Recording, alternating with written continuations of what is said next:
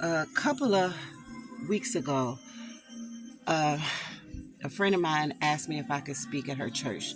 They were having something at their church, and she wanted me to speak on holiness and asked me if I would. And I felt like a deer in headlights. I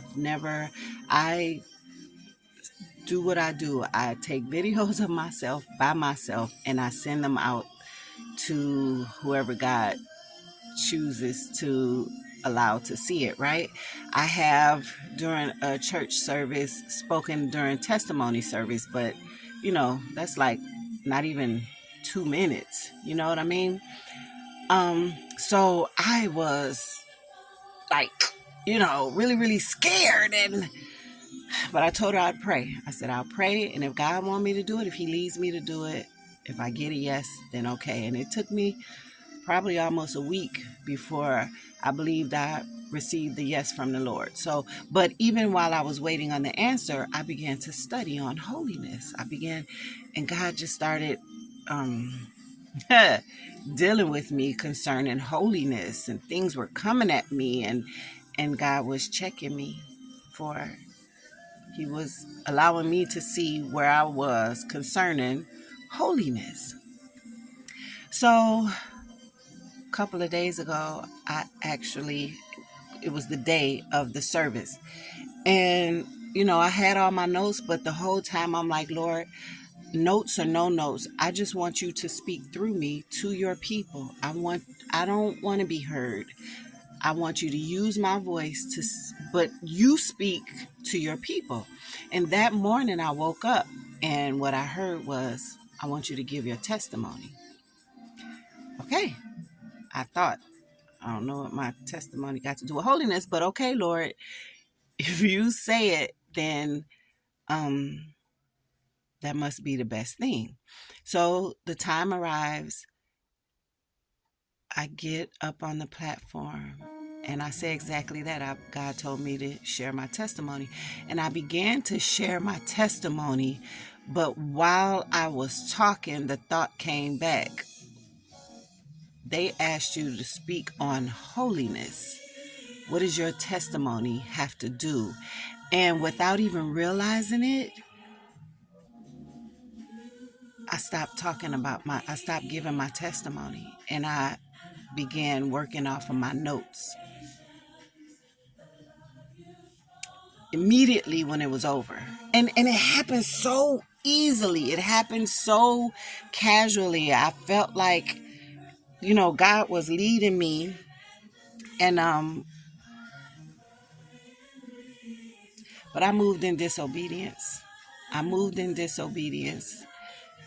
I said what I wanted to say. I did not say what God told me to say. And so afterwards, people were, that was good and you did good and all of that. But my spirit was not settled. I didn't feel right because I knew I didn't do.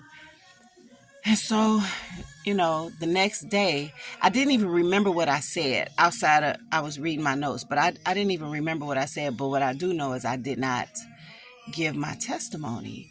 And, but the next day I watched the video. The video had been posted, and other people saying, well, and even if you didn't, next time you'll be next time, but my spirit was not settled. And I watched the video and I'm trying to feel settled in my spirit. And I wasn't. I wasn't settled in my spirit, but I'm trying to be, right? And so I sent it out to my family, and show. But then I felt even worse for sending it out. And what I heard the Holy Spirit say to me, because even in my notes it talked about I wish I had it in front of me, but I don't. It talks about Aaron, the priest, Aaron, Moses' brother. It talks about his sons offering up strange fire to God, and the fire consumed them. God had that fire kill them because they offered up strange fire. And then God told Aaron, don't cry and or mourn for them, else you will die. When I tell y'all God is serious about what he's serious about, and we take for granted that because he's merciful and because we're living in a time of grace, that he doesn't consume us with fire immediately, that we're okay and God forgives. All of these things are true. He does forgive. He is gracious and he is merciful. He's serious too, though. He is serious. He's serious about what he's serious about. And he's given us time to get it right, but he is serious. And when the time comes, you're going to realize how serious he is. You're going to realize, and then you're going to wish you would have been moved in obedience, lived in obedience. When I tell y'all I felt so bad, God checked me and he let me know exactly, like, you did not do what I told you to do. And then, like I said, I felt bad because I was sending the video out as if I did something.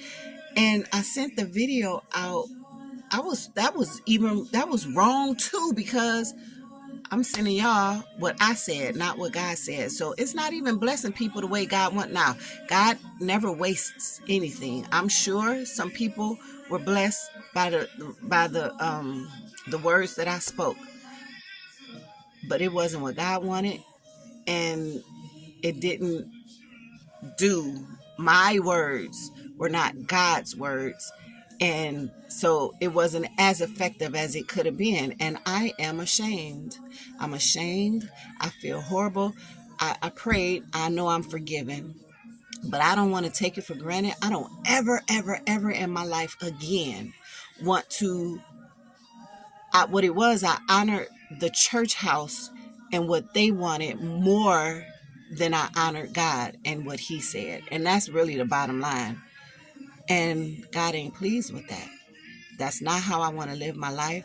I laid my face on the floor and I asked God for forgiveness. And I just don't ever, that it was the most horrible feeling to know that I thought my way was better than God's way. And he let me know that that's what my thought was.